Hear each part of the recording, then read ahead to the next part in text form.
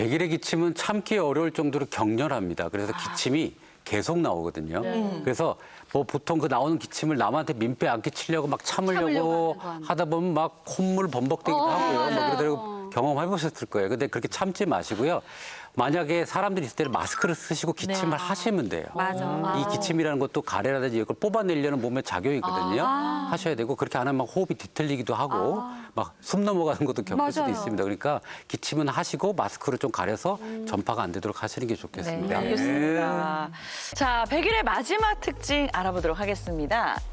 백일관 지소. 네, 백일회니까. 그래서 이제 이름도 백일인가 봐요. 네. 오랫동안 지속되네요, 진짜. 이 백일의균에 감염되면 진짜 기침을 100일 이상 합니다. 와, 너무 100일이 그 힘들겠다. 100일이 100일이고 네. 해자가 그 해소 천식할 때 기침 해자예요. 그 이름이 그렇게 붙어져 있습니다. 초반에는 뭐 감기 증상인데 그게 4주 넘어간다 그러면 확인을 좀 해보고 심해지는 경우에는 이런 적극적인 병원 치료가 필요한 질환이 이 백일입니다. 네.